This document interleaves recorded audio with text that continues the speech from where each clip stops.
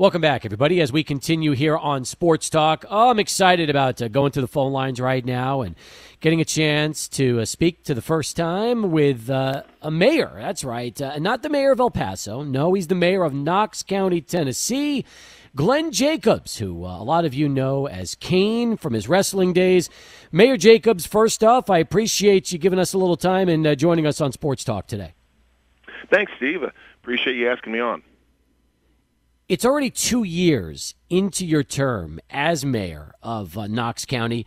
Tell me a little bit about how it's gone for you, and is it everything you expected when you decided to run for office? Well, things are going really well up until about 5-6 months ago with the COVID-19 pandemic, and I think that elected officials and really lots of people from all different walks of life would tell you that, which has really changed everything, of course. And initially dealing with so much uncertainty and just everything changing day to day, very fluid situation. And really, when you look at your priorities of what you want to do, of course, all of a sudden, all of those change. I campaigned on things that we can still accomplish, of course, like keeping taxes low and finding efficiencies in government and those sort of things. But there's other things such as I think we need more emphasis on career and technical education, our workforce and job development here. We have some assets that I think could do a better job of taking advantage of. And those sort of things all of a sudden really got pushed to the back burner. So in that respect, it's nothing like I could have imagined it, actually. But I think that's true for not only for myself, but for people just all through the country. I know how hard the country's been hit by this, and we know here in El Paso especially with all the cases. Knox County, Tennessee, your area, is it generally the same as it's been everywhere else? A little more, a little less as far as the pandemic? How'd it go? We're actually probably less. I don't think that we've been hit as hard as other places around the country. We're hit, certainly not like the Northeast. Now what's happened is with the University of Tennessee coming back to school and the kids coming back on campus, we are seeing more cases come up. But we expected that, and with the kids of that age group, thankfully we, at this point, haven't seen huge amounts of hospitalizations due to that, and hopefully we won't. Overall, I think that we've weathered it a lot better than a lot of places around the country have. Here in Tennessee, we didn't go into full shutdown like some places did, so we kept our economy relatively intact, and I think that we'll be able to bounce back from this in much better than other places might be able to. And that's important because, when we think about the economy, the economy is people. I mean, it's people making a living, it's people supporting their families and doing all those things. So that's very important. That's something that we can't forget about. So overall, we have been, I think, very fortunate here, especially when I look at other places around the country. That's great to hear. We're talking again to Mayor Glenn Jacobs of Knox County, Tennessee on Sports Talk. Your story's an amazing one because I know you grew up around the St. Louis area. You played college football and college basketball, and then you got into pro wrestling. And I'm wondering, just as athletic as you were, was that something that at the time that always resonated with you, or was it something that you just kind of fell into after you graduated college from Northeast Missouri State University? Yeah, my story is one of those that what I thought was the worst thing that could happen to me actually turned out to be one of the best things that could happen to me. I went to college and I played basketball initially, and while I was in college, I started lifting weights, matured physically, filled out, put on a lot of weight. Went to a Division II school, signed it up. The coach came and asked me, hey, you still have a year of eligibility left. After my eligibility in basketball was up, I switched sports. I could still have a year to play football. And he thought that I might be able to get some looks by the NFL. So I was like, sure, I'll go for it. And turned out he was exactly right. I mean, just because of my size, I played basketball for all those years. I played offensive tackle, and had a lot of looks from the NFL, and then the first practice of game week. Practice was over. We were just walking through trick plays, didn't even have our pads on, and I twisted my knee and tore my ACL. And that was basically the end of my football career. I went to the Bears camp, but was cut immediately because of my knee, and that's actually what forced me to take a look at professional wrestling. I'd always been kind of a fan of wrestling, but a casual fan. And, once I played athletics all my life, I've been in sports all my life, and I really didn't want to give that up, especially under the circumstances that I was in. So I just decided to go for it. And thankfully, everything turned out very well for me. But it really showed me that the old adage is that when one door closes, another door opens. It's a little more intense than that, but nevertheless, it's true. And often what looks like something that can be really devastating and a really bad thing, you can take it and turn it into a good thing. You imagine if we were talking about Glenn Jacobs, who was a 15-year veteran of the NFL, playing for the Bears, and whoever else that you might have bounced around over the years? Yeah, and I think that's the thing. That's why I say that injury actually turned out for my benefit, because I was a good football player. I might have been able to make it into the NFL, but I certainly the odds are that I would not have had the career that I had in WWE. Because you look at the NFL, and of course, the average career span is 5 years or something like that, and it is very difficult. And in the end, I think that the career path that I ended up being forced onto was, just something that was better for me in those circumstances. When I look back on that, I remember, man, I think that any athlete that's ever been through a kind of career-ending injury like that, it's traumatic and it's devastating, and you have to figure out how to pick up the pieces and how to go on. And I was fortunate enough to have the opportunity to do that in a different way than I expected. No doubt about it. And you've had a terrific career in professional wrestling, nearly 30 years when you look at everything all together, and then everybody's going to remember you as Kane and what you've been able to do with that character. Was that your idea originally, or was that something that was pitched to you? It was something that was pitched to me. The name was my idea. Initially, the name was Inferno because of being burned in the fire, for people that are familiar with the backstory. I like the name Kane better. Of course, it had the implication of Cain and Abel from the Bible, and you have the Undertaker as the good brother and Kane as the bad brother. But it was actually something that WWE initially had planned to hotshot. Okay, Undertaker needed an opponent for an upcoming pay-per-view. They looked at me and said, "Hey, we can stick Glenn under a mask and go out there and have one match, right?" And then Vince liked the idea and the backstory so much, Vince McMahon, that he was like, "No, I want to run with this thing. I think it could be a full-blown storyline." I don't think that anyone, including myself, thought that it would last decades, which it did turn into. But nevertheless, I'm glad that it did. But yeah, it was something that they came up with, and I was thrilled because, of course, I'd had a couple of not great runs with WWE at that point, and I knew that this was my opportunity. And of course, there's some pressure too, because if I wasn't able to make it with this opportunity, I would have never been able to make it in WWE.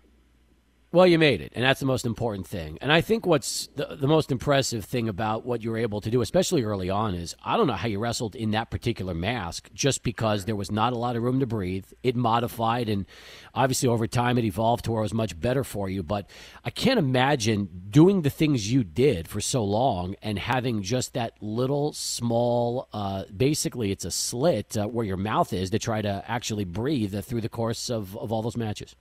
Yeah, it wasn't actually that bad because it did sit off my face a little bit, so I could pull air in from the outside as well. But what was funny was for a couple of years, the character didn't talk at all or hardly talked. And then got to the point where I started doing some promos and that sort of thing. And I never really noticed it at the time, but I was just watching something the other day, and yeah, it was like really, my voice was muffled. It was really difficult to hear me on camera. So it did present some challenges, the mask. Also, in WWE, the business is really about getting people involved emotionally, and you do that with your face to show folks what you're going through, and I didn't have that.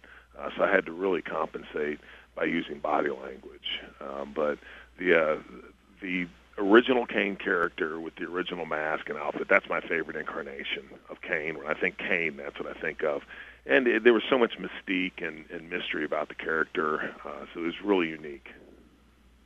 More with Glenn Jacobs, mayor of Knox County, Tennessee, and yes, Kane, as we continue on Sports Talk. But first, let's send it back right now to Adrian. He's standing by with this Sports Center update. All right, Adrian, thank you very much. Continuing our conversation right now with Mayor Glenn Jacobs as we talk about the wrestling aspect, the political aspect of it, his younger days growing up playing football and basketball like you heard earlier. I'm amazed that as much success as you had in the ring, you also developed a business sense and working with your wife in the insurance business back home where you were living. And was it for you something that you always wanted to kind of have another job to fall back on, or was it something that you just kind of developed over the course of time as you were really making that name for yourself in wrestling? It was something that I always wanted. You know, when I look at your life after wrestling, and I know that a lot of athletes and entertainers, when you're in the middle of all that, you don't tend to think about the future because you think it's going to go on forever. But I always realized that there was going to be a finite time at which I couldn't perform in the ring anymore, or didn't want to, or couldn't perform at the level that I wanted to. So it's something that we'd always looked at, and you know, again, we had some failures. I had a gym that didn't work, and some other stuff. So we did have some failures along the way. But you know, I think for anyone out there, again, you know, it's just that idea of kind of planning for the future, and even if you don't know exactly what it is, at least having something and have some experiences and things that you can plug into is really important. So, and just fortunate that you know, one of the things that WWE teaches you is you do have to have some business sense and be able to, you know, you're your own brand. Excuse me, you're your own brand. You know, there are things that you have to take care of yourself. So it does kind of help you along that way and teach you some of those things. You know, it's amazing. I interviewed Jesse Ventura 20-plus years ago when he was running for governor of Minnesota before he won. And I remember the conversation well. We were talking to Jesse, and we didn't know how it would go, but obviously for him it went terrific, and he was able to be the governor of Minnesota and kind of springboard his post-wrestling career. Was politics something you always thought about in terms of having the opportunity to run for office, or was this something that just kind of came about when you made the decision to run for mayor? I'd always been involved, I'd always been interested in government and the impact that it has on our lives. Wasn't necessarily, again, something I thought of, well, gosh, you know, when I wrap up my WWE career, I want to go get into politics. That certainly wasn't the plan. So I think it's important, and you know, I would tell everybody out there that they need to be involved in some way because government really does impact them, and local government does, and we don't always think about that, but it does. So I just had this opportunity, and I literally woke up one day, and the current county mayor, my predecessor, was term limited, so he couldn't run again, and I knew that would be an opportunity because it's really hard, of course, to beat an incumbent. It's best to run for an open seat, and also, mayor's a position where I thought I'd be happy here. You know, when you look at like the legislative branch, your impact is it's not like it is with the executive branch. You know, with the legislative branch, you have a much diminished voice because you're generally on a body with other people. As the executive, yeah, you don't get to make the laws, but you're the one that provides the vision, and you're the one that can push things in a direction that you'd like to see. So as mayor, I'm here in my community. We have about 450,000 people in Knox County, so it's not a little bitty place, but it's also a place that people know me, I knew them, so you're close to your constituency. Bob Corker, who was mayor of Chattanooga and then a U.S. senator, told me that the best job he ever had was mayor. Bill Haslam, who was mayor of the city of Knoxville, then governor, told me the best job he ever had was mayor. So it's just this position is a great position as far as being able to have an impact on your community.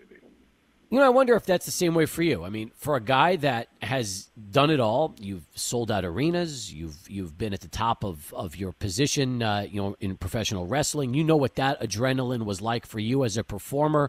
This is something completely different. But as you look at, being mayor, do you say to yourself, man, it's, I'm thrilled, I'm happy, I'm loving it, and it could end up being, the best job you've had when it's all said and done?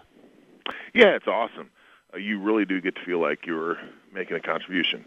They have to temper that because you realize that the contribution that you're making is bought with taxpayer dollars. So it's really the taxpayers who are the people footing the bill. But nevertheless, you can look at projects and you can look at things and say, how can we use this money more effectively? How can it better benefit people? All those sort of things.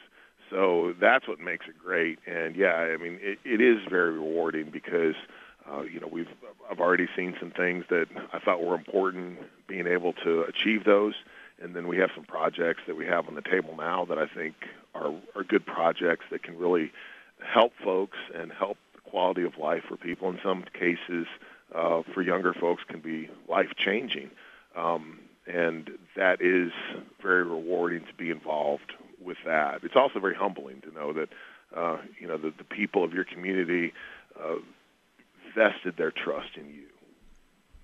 Glenn Jacobs wrote a book last year called Mayor Kane, My Life in Wrestling and Politics, which you can pick up at Amazon and Barnes & Noble, wherever books are sold, kind of chronicling your journey in both wrestling and politics. But the fun part about the book is the chapter on politics is kind of just being written, since that was within your first year in office. And I'm wondering, just based on how things have gone for you and dealing with the pandemic for Knox County and getting everybody in the community over that and kind of, getting yourself more and more acclimated to the political world.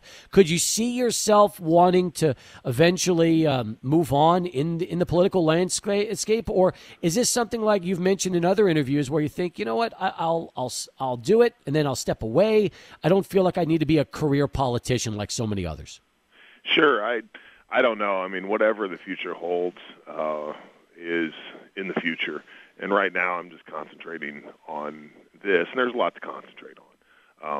So I don't look at this as a stepping stone to another office, which kind of is the implication that you hear a lot. That's not what it is. I really do want to do the best job that I possibly can here. And when my time here is up, I'll look and see what the options are, see what I want to do, see what I think I would be good at, and what if I decide to pursue political office, would I benefit whatever constituency that I'm serving. So those are all things that are better left to the future at this point. As far as professional wrestling goes, you make appearances occasionally from time to time, but as you look back at your career, how do you want people to remember you as a professional wrestler? I would love it if people just thought of me as someone who did the best I could with the tools that I had and really tried to give the people their money's worth. And in the end, that's all I can do. And, someone who hopefully gave back, and worked with not only my peers, but also with the next generation, and was somewhat a mentor so that they can carry on in this great business that we have.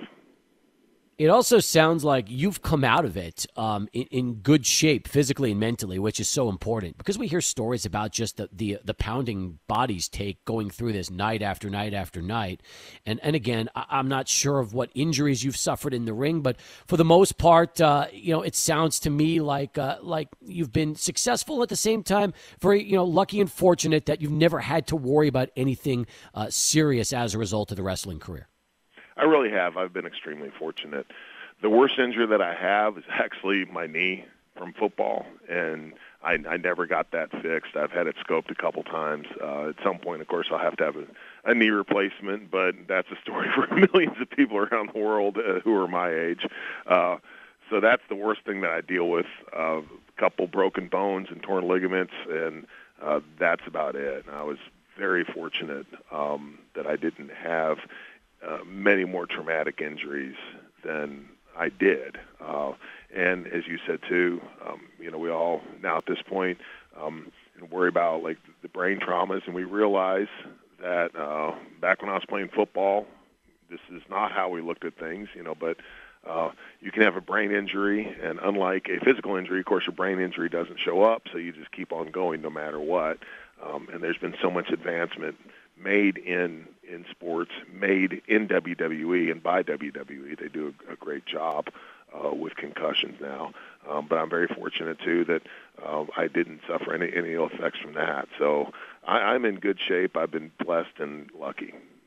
I'll wrap it up with this with you, and that is, college football season kicked off for us last week with UTEP playing. I know SEC football is gearing up for it and how big it is out there at the University of Tennessee. How excited are you that we'll get to see college football, especially in a year in which we lost the NCAA tournament? Sports is coming back in bubbles. We've seen the NFL now getting ready to kick off a week from tomorrow. So, actually, I'm sorry, it kicks off tomorrow, actually, not even a week from tomorrow. It kicks off on Thursday. So what's your thoughts on just having an opportunity to see some college football again? I'm a huge UT fan. Living here in Knoxville, I have to be. But just going to the games is an experience, and being at a SEC football game live is just, it's just an awesome experience. So it'll be different this year, of course. I think at Neyland, they're probably going to cap attendance at about 25%, but still, the Vols will be on the field. The program I think it's turned around and in good shape under Coach Pruitt, so that's a good thing. I can tell you that our community really, we don't have a professional sports franchise here. We're about 3 hours north of Atlanta, a couple hours east of Nashville. So UT is kind of our professional sports that we follow. When the UT men's basketball team was ranked number 1 in the country, Knoxville was on cloud 9.